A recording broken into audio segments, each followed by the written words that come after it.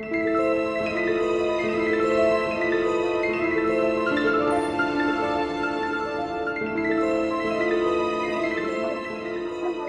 everyone.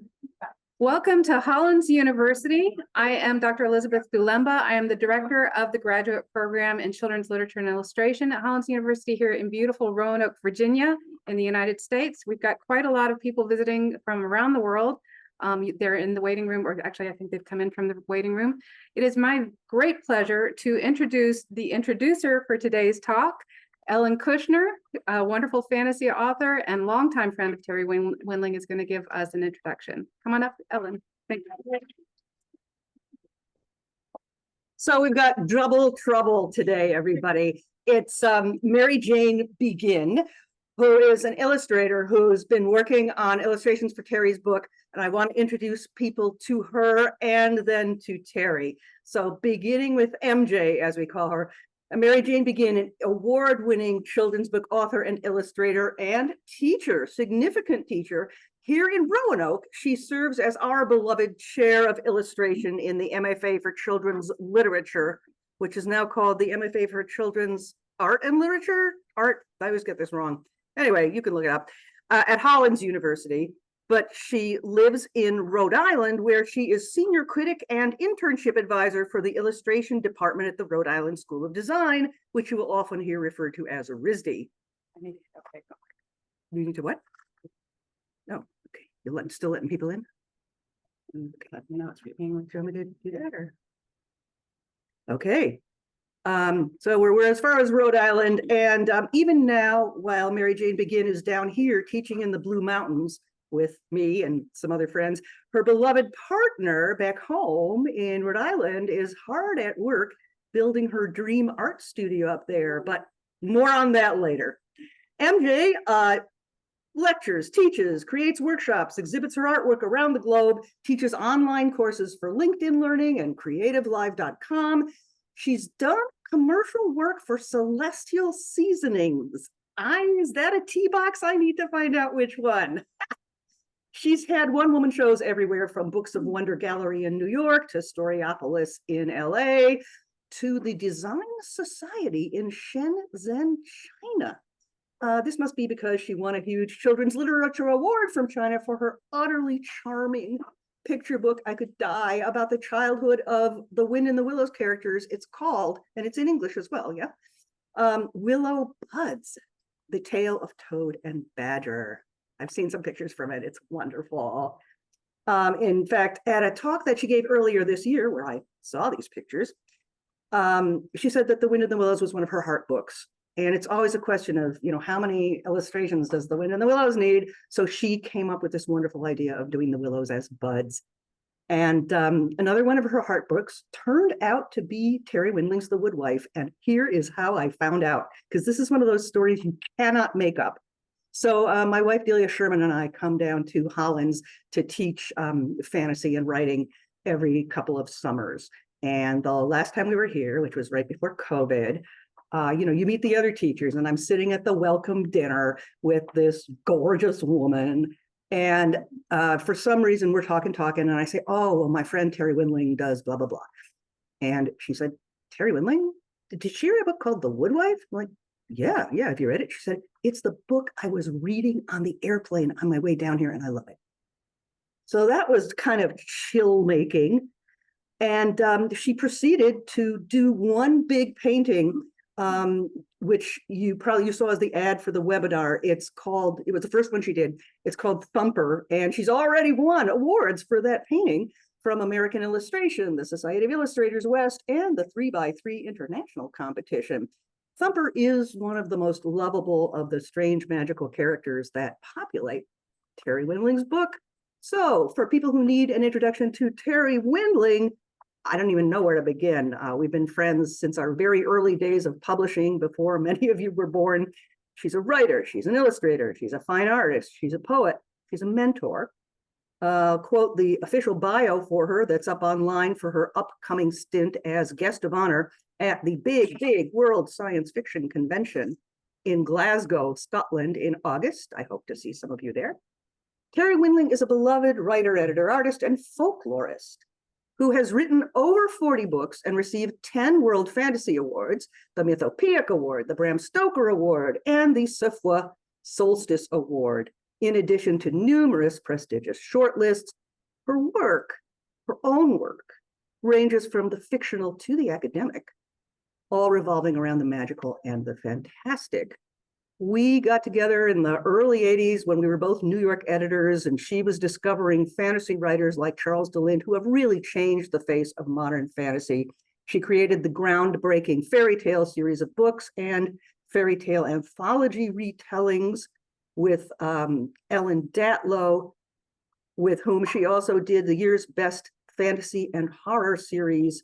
And then the anthologies were 6 volumes in the Snow White Blood Red series of adult fairy tales, back when nobody was really looking at adult fairy tales. And this was in the wake of Angela Carter, who also changed our world. And Terri was pushing all of us in the fantasy field to, follow Carter as well as J.R.R. Tolkien. She writes fiction for adults and children, and she does a lot of nonfiction on folklore and fairy tales. She has an extraordinary long-running blog on myth, nature, and creativity called Myth and More. My favorite post in that, though, is the one that says why it's okay not to try to achieve perfection. I think it's down right now, but it should be up again soon. We met in New York City, Terri and I. We were both in the publishing industry, but after she left New York, Terri began dividing her life between the desert of Arizona and a little village on the moors of Devon on Dartmoor, England, which is pretty mythical in itself because it contains fantasy artists like Wendy and Brian Froud and Alan Lee, who is probably best known for his Lord of the Rings illustrations and concept for the film. A rich place to want to go and be a folklorist, an artist, and a writer. But in Arizona, she had a house on the outskirts of Tucson in the Sonoran Desert, basically. It had views of the powerful mountains that ring that town. And one of those mountain ranges is called the Rincons. And remember that little fact about MJ that I was saving? Well, the guy who's building her dream studio, who is her life partner now, is a guy she met when she went to visit another Hollins faculty member who lives in Tucson.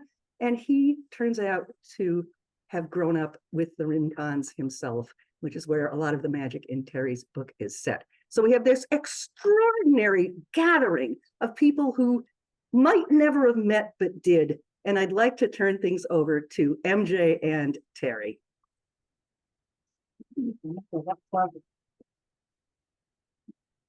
Thank you so much, Ellen. Lovely, as always. So I'm truly honored to be here and to have this amazing opportunity to have a conversation with Terri about the Woodwife.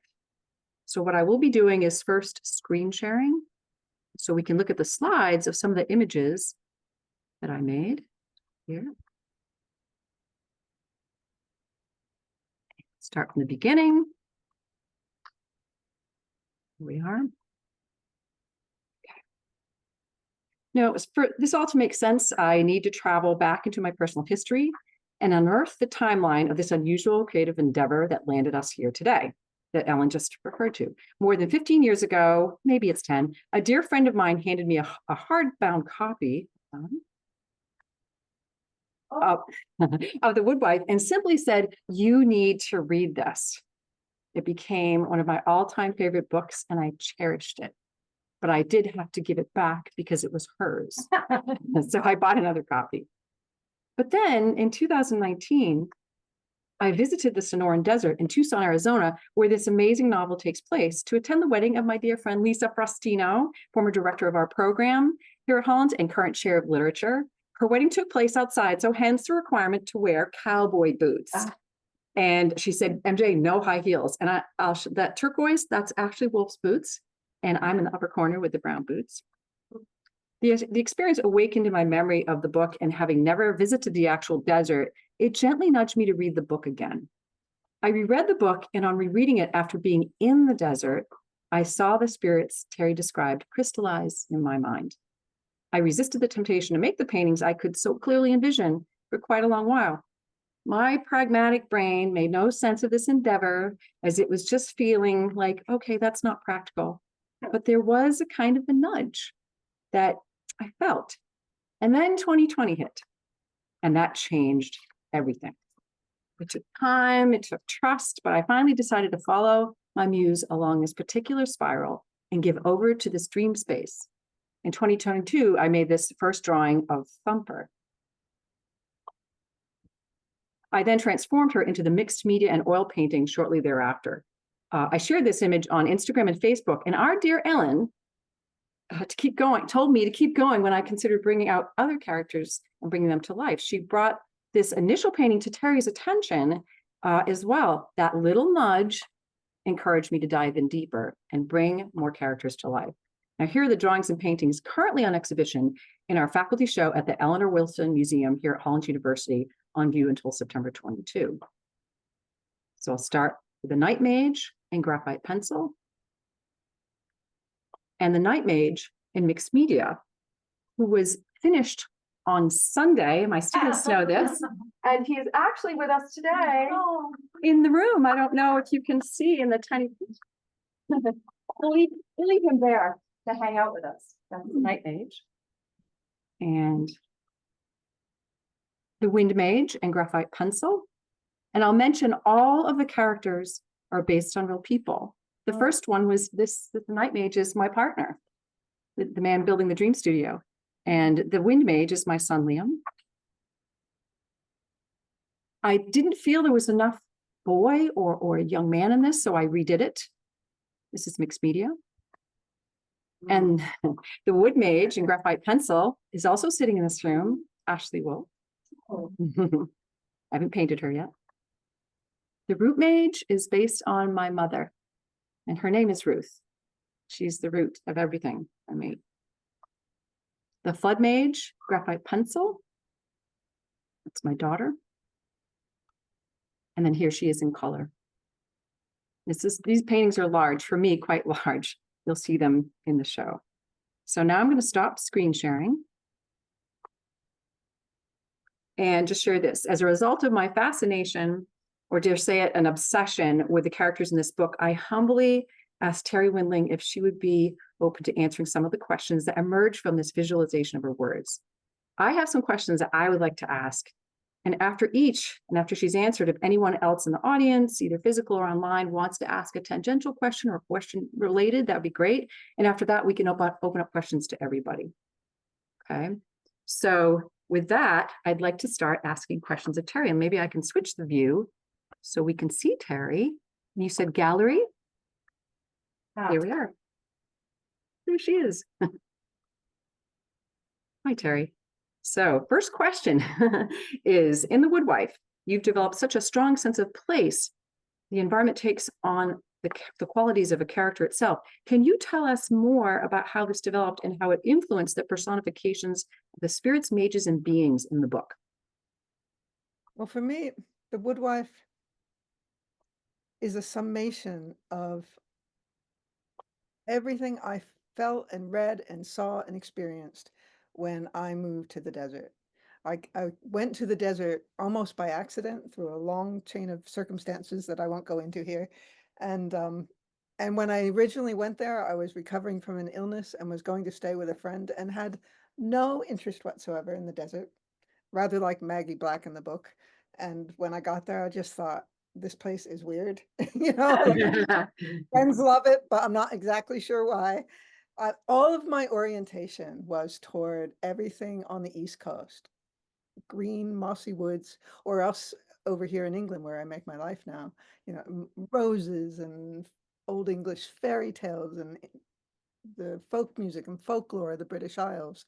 So going out west had never been a particular interest of mine.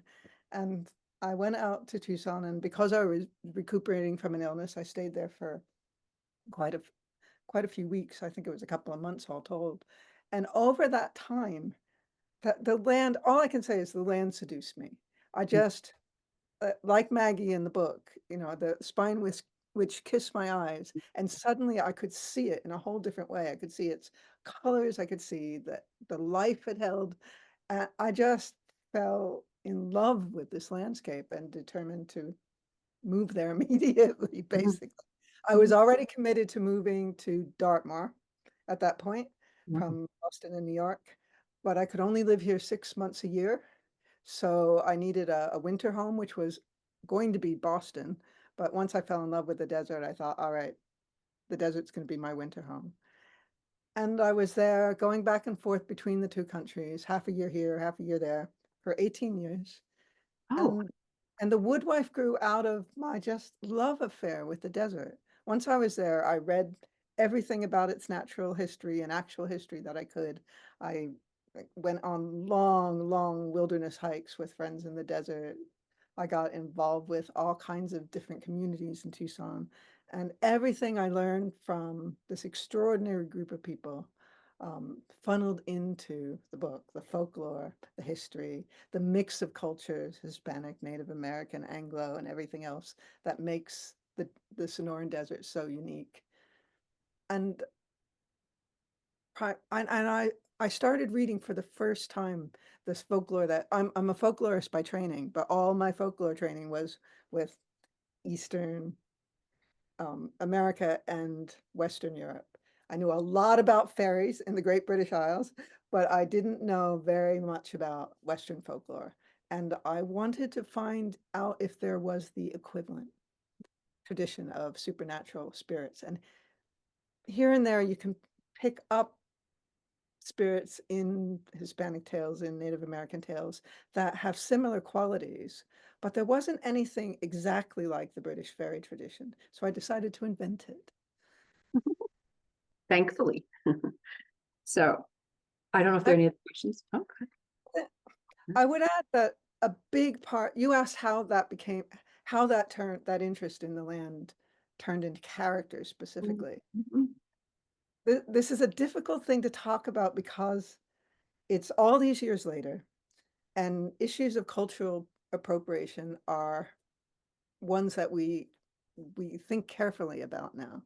But in those years, I had a lot of friends from different Indian peoples, and I was granted the great privilege of being taken to a lot of ceremonies, Navajo, Talna O'Tom, Apache, Yoeme, all different kinds over a period of about 2 decades. And some of them way out in the desert, some of them, I was the only white face there. And I won't claim those traditions for my own. And when I wrote The Woodwife, I was very careful not to portray those sacred traditions because they're not mine. My experience of being in ceremony and doing ceremony in that way, in the land for all those years, I felt I owned, and I could turn into my own blend Mhm. of fantasy and myth, which were those characters. And like Tucson and the desert itself had influences from all the different cultures that meet and mingle in that place. Mhm. But for me, was just born of the land itself and my relationship to the land.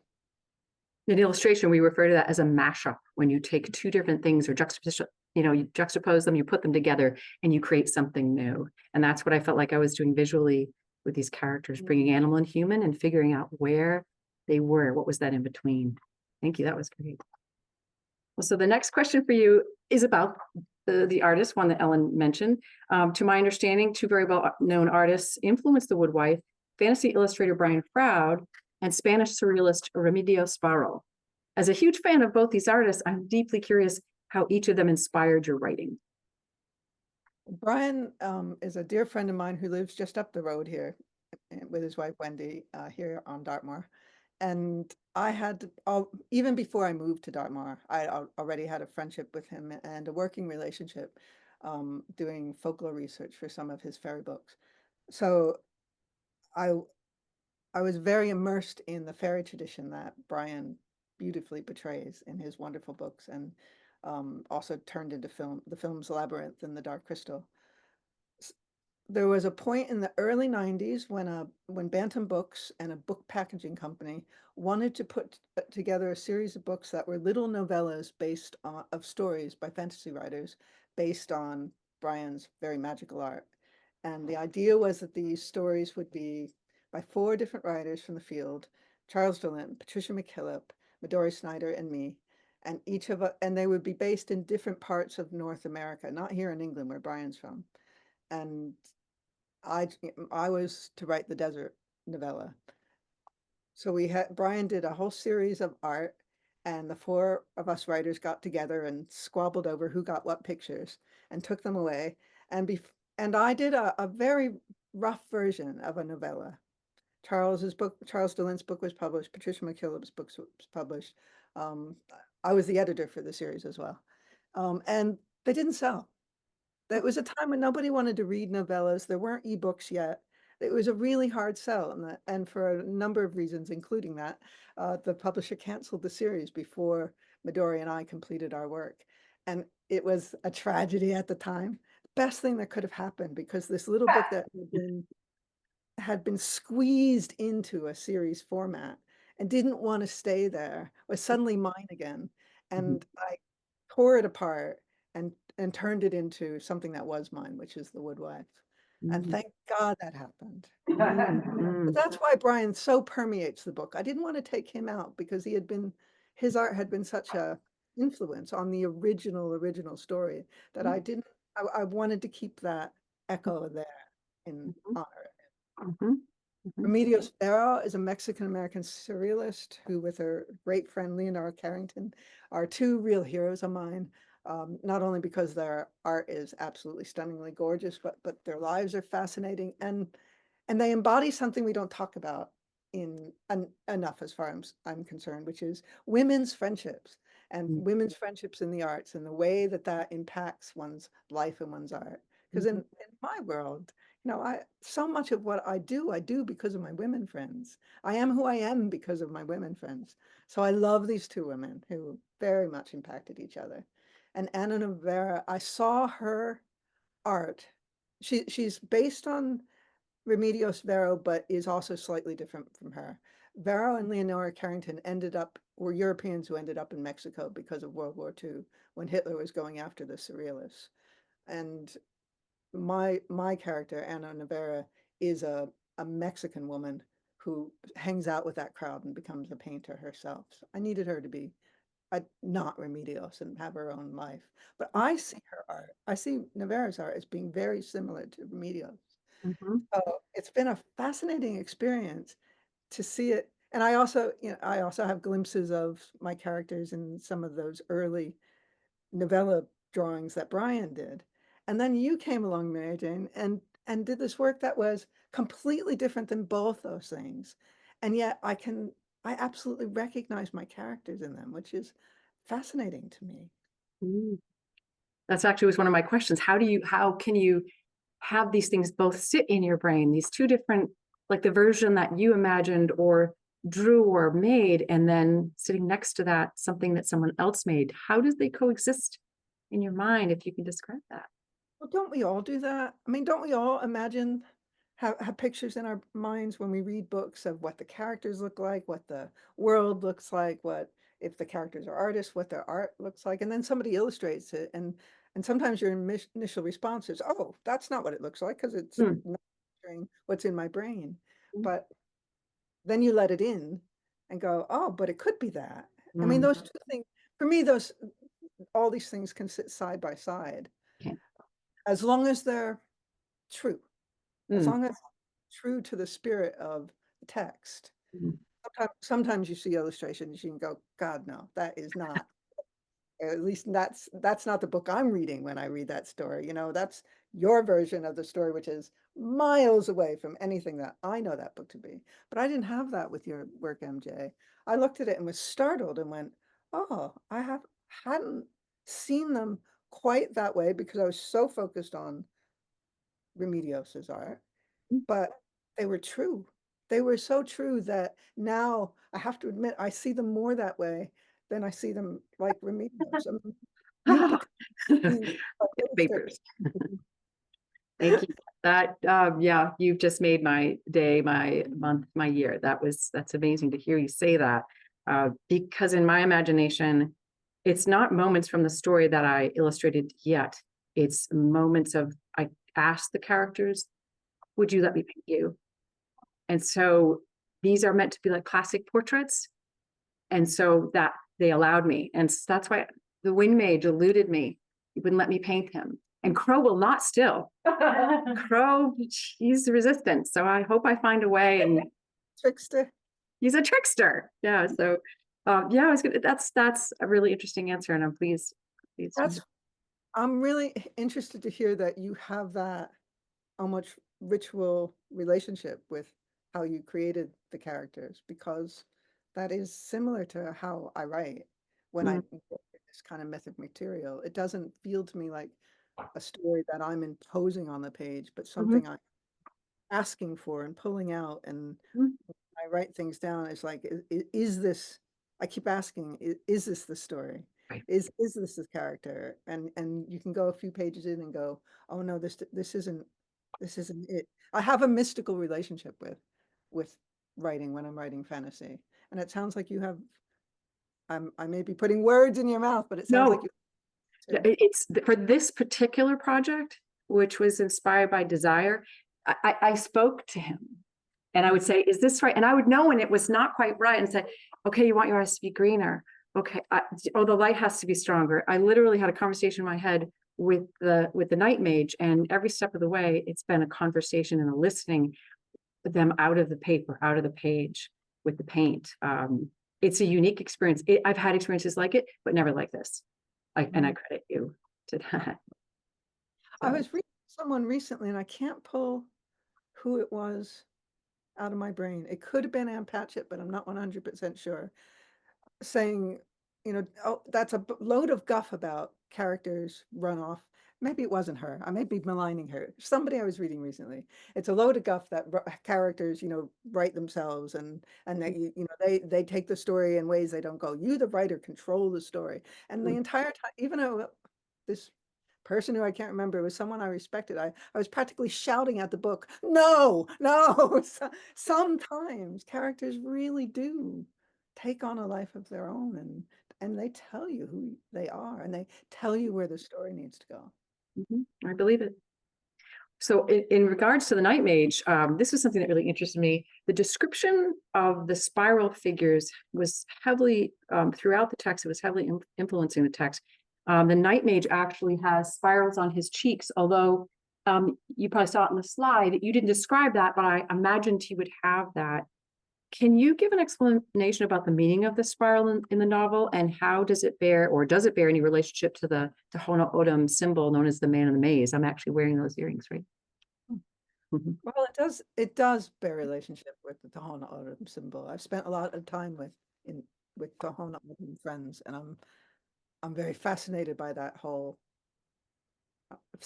maze of life symbol, but also everywhere in the Southwest, in petroglyphs, and the Pueblo people and the Hopis, and all over the Southwest, there are spirals, and they mean different things for different peoples, but there are also sacred spirals all around the world. There's in the Buddhist tradition, and in the Islamic tradition, in the Christian tradition, certainly in the Celtic, old pre-Christian and post-Christian tradition, there are single spirals, double spirals, triple spirals, with a number of different meanings. So it just felt natural to draw upon the spiral when I needed an image for Damas, for that which moves.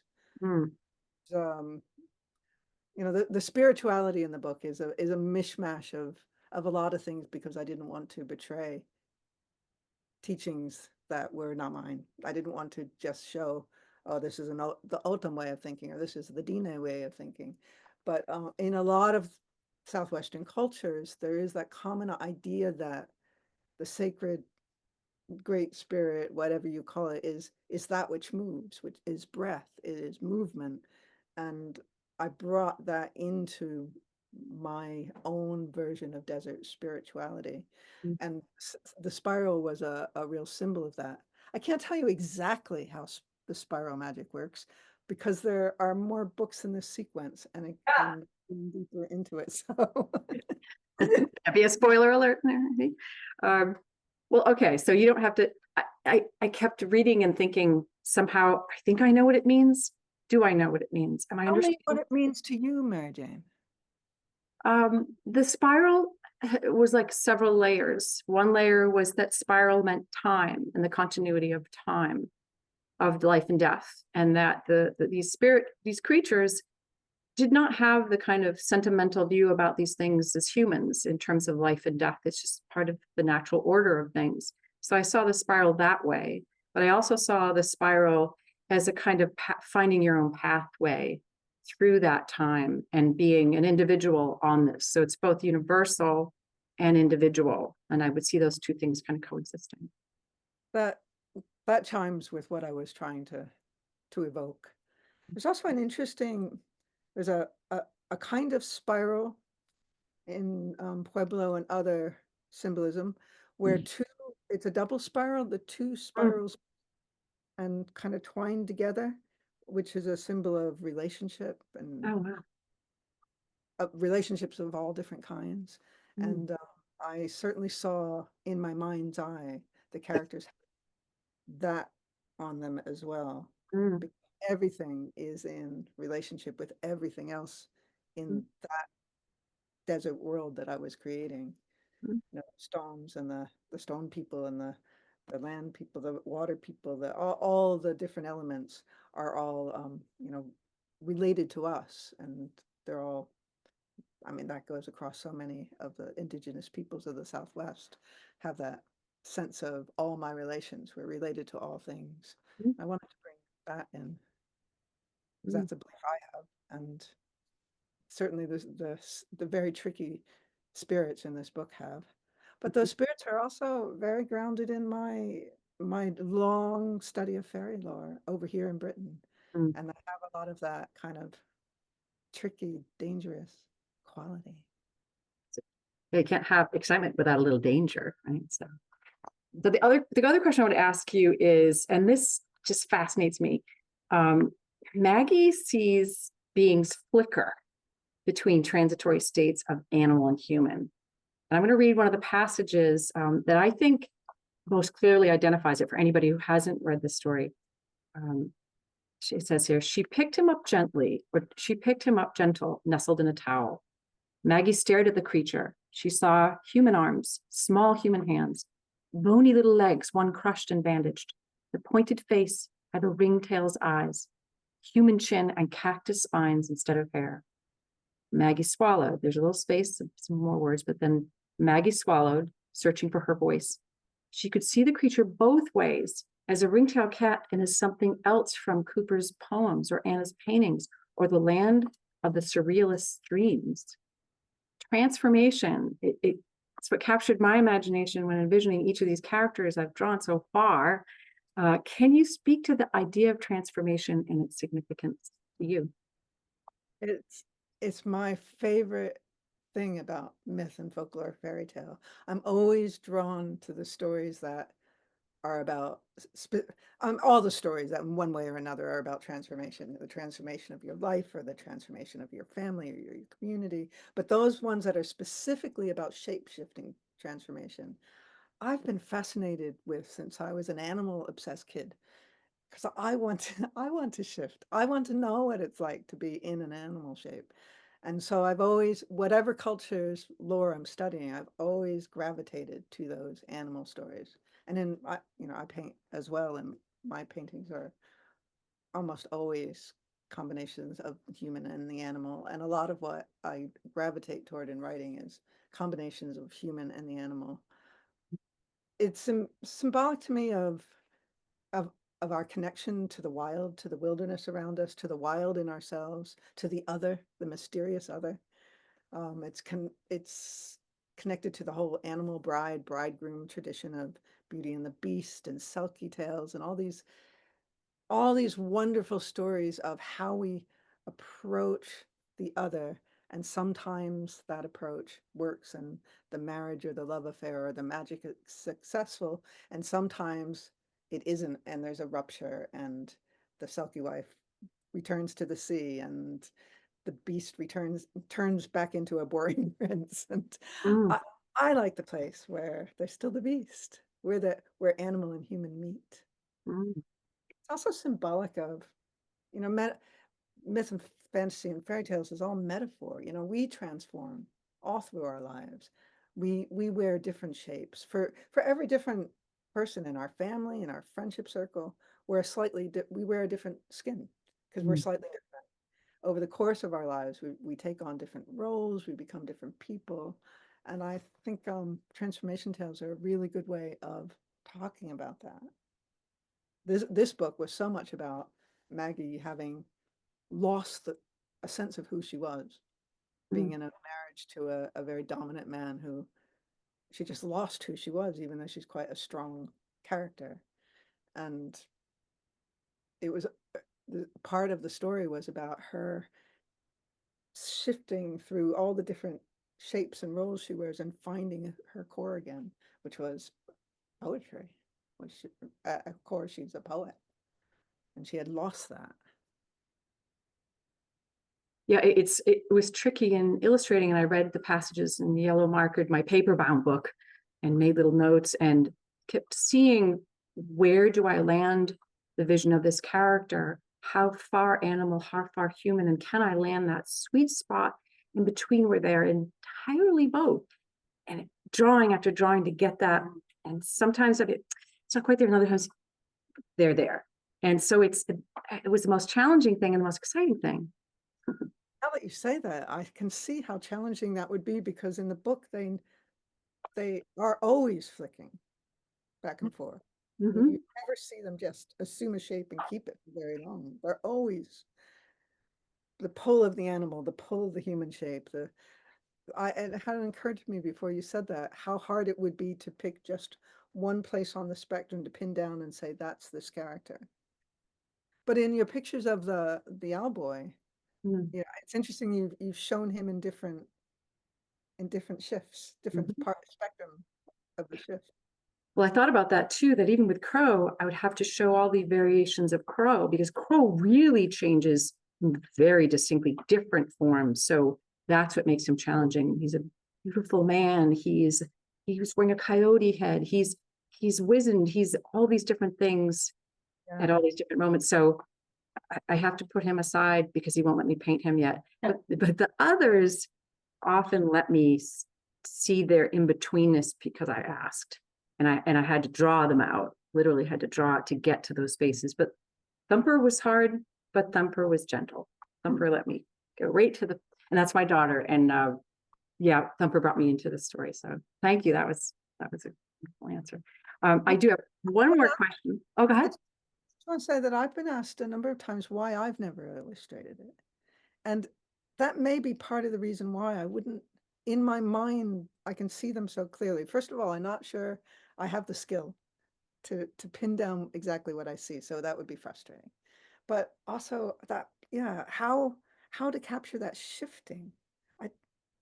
I'm impressed that you've done it. Thank you. But I can't not do it. You know, I simply had to. So yeah. Well, I'm glad you did it, because you did it much better than I could ever have done it. Not just saying that's nice. It was just really lovely to see them so embodied, when in my mind there are these flickering things that keep, that are hard to pin down. Trixie. I have one last question. I love the number 7, so it's the 7th question. In your interview with Tiffany Trent, you talked about your latest project, the sequel to The Woodwife. I believe it's entitled The Moonwife. And actually, I'm deeply curious, and I'm sure other people are too, about this story, and then those related stories that you mentioned. To me, it sounds like you see the stories as worlds that just don't end at the end of the page. I often see images that way. I see the world beyond the edge of that page. Can you share anything about the larger vision that The Woodwife is a part of? Well, for one thing, it's not a sequel. It's a prequel, and it's connected to The Woodwife, but it's not set in the desert. It's set in this side of my life, here on Dartmoor and in London, in Victorian times. There's a fairy tale book in the Woodwife that Cooper is on Cooper's shelves, and it's referred to the fact that he loved it as a child, called The Moonwife, illustrated by a woman named Rosabeth. And it's basically Rosa's story. And you do see, you don't see most of the characters from The Woodwife, but you do see Cooper as a young person, because he's from Dartmoor. And so it connects in that way. There are also, should I stay healthy and live so long, there are 3 more books after that that I have mapped out. It's my husband's fault. He keeps like inspiring me to, came up with these stories. He's like, write this down, write this down. There's the River Wide. I don't know if they'll be called this, but there's one that's going to be set in France on a river.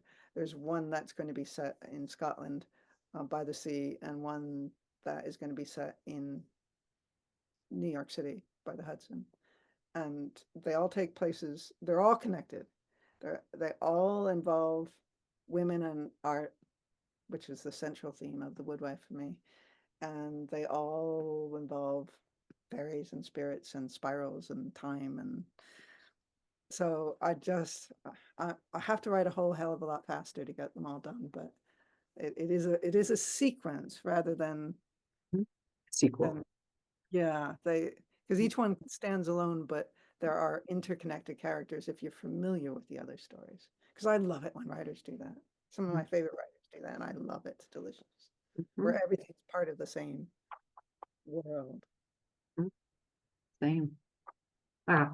Well, that you've answered all of my questions, and well, although I have many more, but I will pause there and see if we have some questions. I think we do, Elizabeth. So online, Mary Josie Vivier, I'm not sure I'm pronouncing her name right. If we can visit the desert, is there a special place you would suggest us to go to be surrounded by the woodwife's magic? Yes, you would go into the Rincon Mountains, which are not the most popular mountains.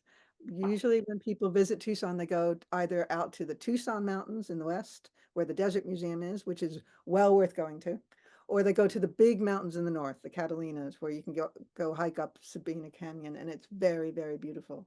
To get into the Rincons, to get into the heart of it, you pretty much need to hike up on foot, because there's only one road that goes through it. And I don't know what it's like these days. It used to be a very rocky mountain road called Reddington Pass.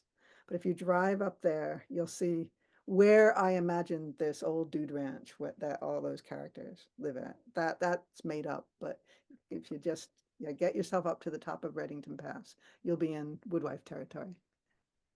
I had the wonderful experience once of finding out that the rangers that take care of the Rincon Range, and it's a huge range, and most of it is wilderness. But this was back in the 90s, and at that time, if you were a ranger, you packed in. It was like hours of climbing to get to the top, and there's a cabin at the top, and you relieve the person up there, and they pack down. And I was told, I met one of the rangers, and they said, "Oh, there's a copy of your book in our cabin." And I was thrilled. I was just thrilled.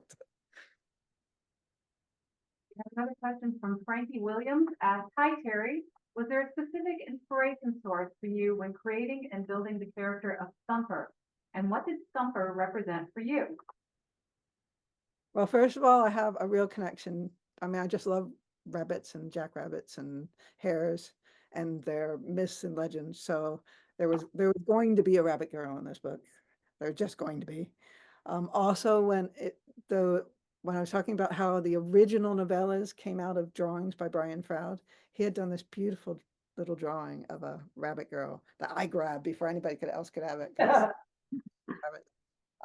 So she was my favorite character in the book, and I don't want to be explicit about what happens to her for people who haven't read it, but I didn't plan it and I didn't like it, is what I'll say. I didn't like it at all, but I loved her. I just loved her.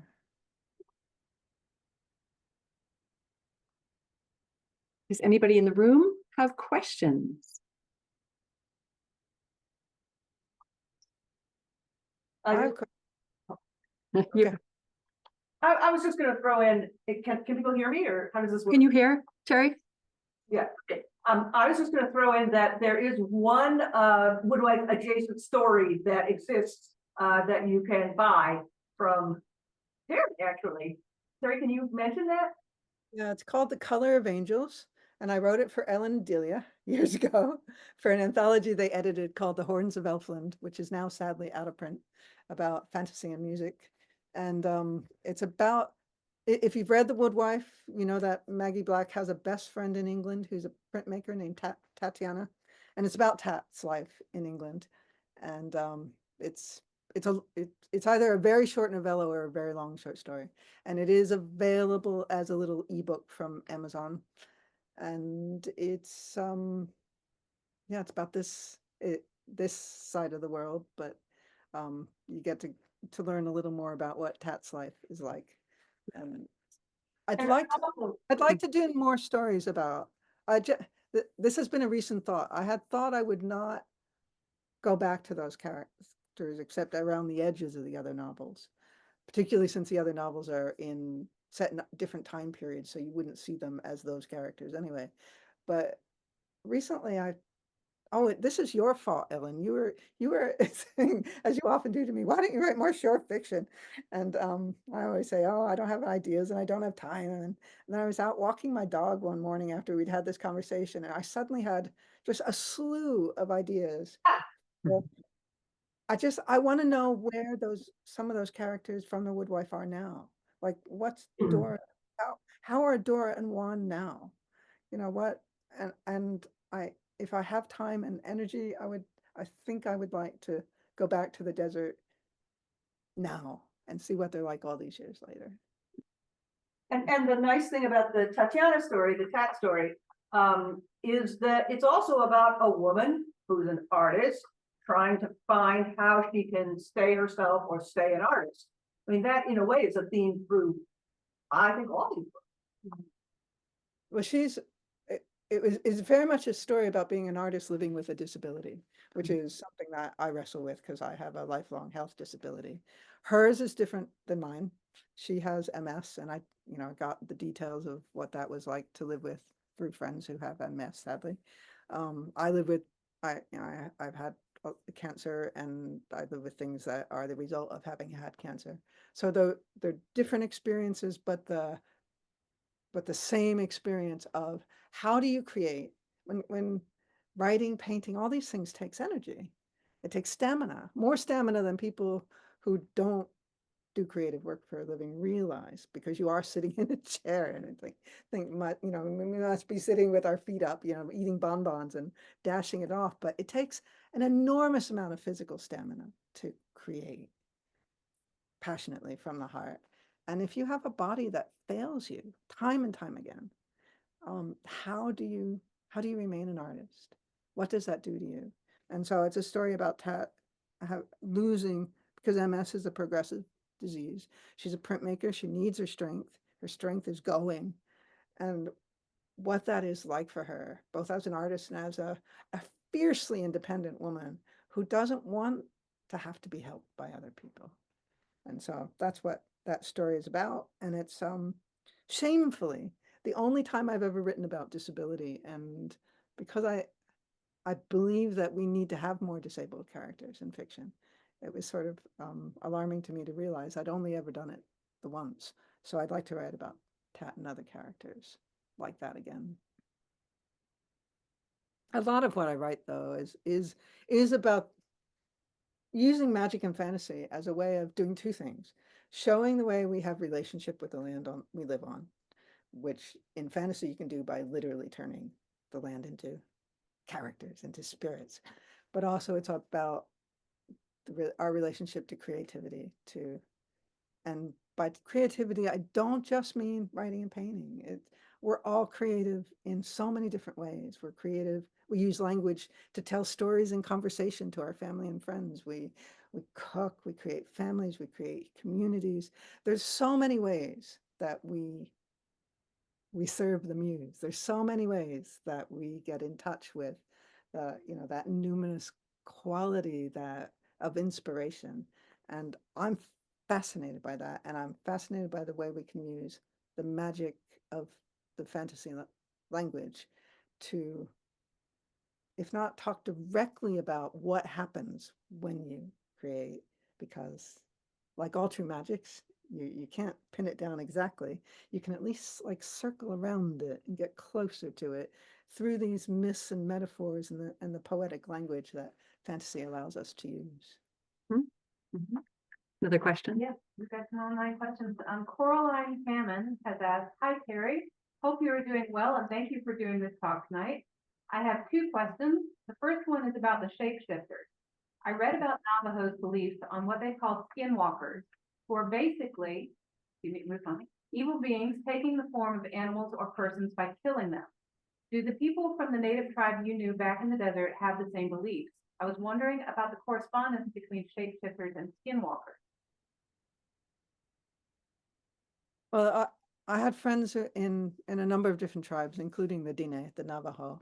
So, and all the different peoples, you know, there are so many different indigenous peoples in just in the desert. There's so, you know, and every culture has slightly different beliefs about these things. There is certainly among the Diné a tradition of skinwalkers as being evil characters. I'm a little reluctant to pin it down because I'm not Diné and say it's exactly this. But skinwalkers are something to be avoided in Diné culture. In the Navajo, I'm sorry, in the Tohono O'odham, peoples who live closest to Tucson and have the largest area in the Sonoran Desert, their relationship to animals is a interesting one because they often in the traditional beliefs, a lot of illness is caused by having the wrong relationship with animals, and the way to curing is to cure that relationship with song, with ceremony, with, you know, that you're not being respectful of an animal, or you're trying to take an animal's magic that doesn't belong to you, or there are, all the different tribes have interesting relationships with animals, some of which we would describe as shape-shifting. The Yoemi, the Yaqui, they have ceremonies in which it is believed, you know, that it's their belief that they're shape-shifting involved. There's also sacred herbs like and cactuses like peyote involved. So, you know, what is actually magic and what is the language of magic is not for me to say. I certainly in being allowed to participate in some very sacred ceremonies and rites among these different tribes, there were things that I would be hard pressed to explain by any other word than magic, but I'm not sure that that's the word that people from those cultures would use. This is just ordinary life and a sacred relationship that you're having with the living world around you. I'm not sure if I've answered that question correctly. Angela Moffett says, I'm happy to hear that Terry's still working on the Moonwhite. Is there a date for publication yet? No, not yet. Not yet. But I am very close to, I finished a complete solid draft this year. And I'm working on some revisions now, so fingers crossed. Which I have a publisher, Tor Books, has been waiting for it for way too long, so hopefully it won't be too much longer. I think we have time for one more. I think we might, one more question. Yeah. This is pretty interesting.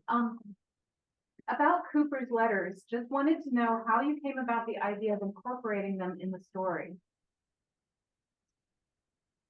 I am an absolute fiend for reading the letters and the journals and autobiographies and biographies of writers and artists I'm interested in, and I'm kind of interested in everybody, particularly women, but also as I got interested in various women, like around, you know, European artists and writers around between the wars, I would then branch out into, you know, the men surrounding them. I just am fascinated by how other writers and artists before us have lived their lives. And, you know, we're going through things culturally in America, God knows, and we've gone through some difficult things here in the UK that have made it hard for, you know, our lives are very disrupted, and it makes it harder to make art. People have gone through that before too. There are writers and artists who have lived through 2 world wars and still created, and I'm fascinated by that. So at the time I was writing The Woodwife, I was reading a lot about the surrealists, about Annie Easton and Henry Miller and that whole circle in Paris between the wars, and and then the surrealists who all came to Mexico or else to New York City and then out to like Max Ernst and was in the Arizona desert for a while. I just love those interconnecting lives, and I wanted to create characters that intersected with real world artists and painters. So you have Davis Cooper writing letters to Henry Miller in Big Sur, and Anna Eastman, and people who are real, but also people like Maisie Tippett who are made up, that I imagine being part of that circle. It was fun. MJ, I'm kind of curious, when you began your work, did you know that Terri also, draws and does art? Did you look at any of it while you were doing your own work? And I'll just add that there's only one piece of yours. I guess it's the wing mage, that just the top of it. I was like, oh, that looks like Terry's hand. I know it's not, but I wondered, was that coincidence, or did you were afraid to look at her stuff to be influenced, or what? So I didn't look at the art. I saw that you had done drawings. I looked at it briefly early on, and then that was well before I even started working on the project. And then I never looked again, because doing The Wind and the Willows, there were so many versions. I knew I couldn't look at them or I'd be heavily influenced. So no, that would be coincidence. Yeah. I'm not sure much of my desert art is even online to be looked at the moment. So I'm not sure where you would have seen it. When you're hearing There's stuff. yeah, none of it it was created at the same time period as The Woodwife, but none of it is about The Woodwife. Okay. And it's all about those characters. So you don't have to worry. Yeah. I would like to, Yeah. MJ, where do you start when you approach a text? I mean, how do you do it? Because as an author, I've not had this experience before of having somebody. I've worked with Brian and Wendy Froud where I've written stories around their art, but I haven't had the experience before of somebody coming in and being inspired by my text and creating their own world out of it. I'd like to know how that's done. Well, that's so interesting, because when also the idea of spiral. So Brian Froud was someone, as a young girl, I loved Alan Lee, Brian Froud, the fairy book. That's probably why I'm an illustrator, is I looked at those books and studied them, and I was fascinated, and I wanted to go to those worlds, and that hooked me. And then when I found out you were influenced by his art to make your words, and then your words influenced me to make images, it just seems so cyclical and amazing. And for me, it's just, I started with little tiny thumbnail sketches, little rough drawings that popped into my head. I kept having to see it in one eye, and little tiny, and then look at it again. Oh, it's almost, I think, okay, one more, that's it. And then who has to be the model for this, and photographs of them and pictures of rabbits, and looking at these things and merging them and drawing again. Nope. Drawing it again. Nope. Drawing it again. Oh, there you are. There you are. Now I have to get value and light and shadow. And then once I did that, I said, well, this also has to be a painting. And then I transfer the drawing onto a watercolor paper through printing. And then I start my layers of watercolor, acrylic gloss medium, and with thumper oil paints on top of that. That's why it's mixed media. So it's stage. I'm a process oriented illustrator. We talked about that too. Some are direct and immediate. I tend to go through layers and processes. That sounds a lot like the way Alan Lee works. So both Alan Lee and Brian Froud live here in my village, and they're polar opposites in the way they approach their art, because Alan is very much working from story and believes in working from story, and calls himself an illustrator and is a very fine illustrator. And he's like you, he's pulling things from the text, and he's making little thumbnails, and he's using models, neighbors laid out on the picnic table as slain warriors from the Lord of, and it all turns into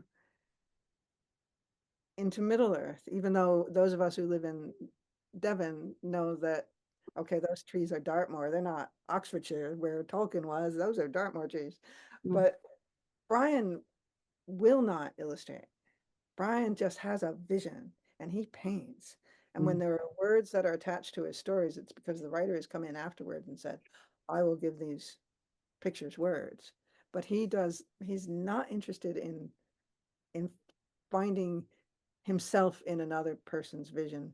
He's interested in just letting what's inside of him and his relationship to the numinous fairy world come through Mm. without any text in the way. If text is added on later, he's fine with that and not precious about it. But he's not interested in illustrating at all and gets very cross if you call him an illustrator.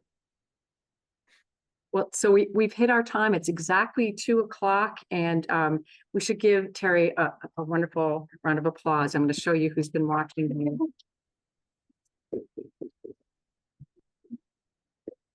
That's the question. Can you see them? They're all waving.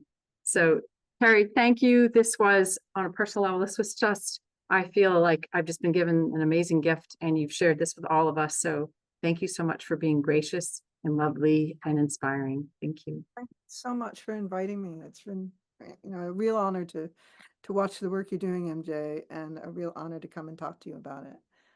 Thank you. Next conversation in England. Yes. Love to see that. Take care. Bye-bye.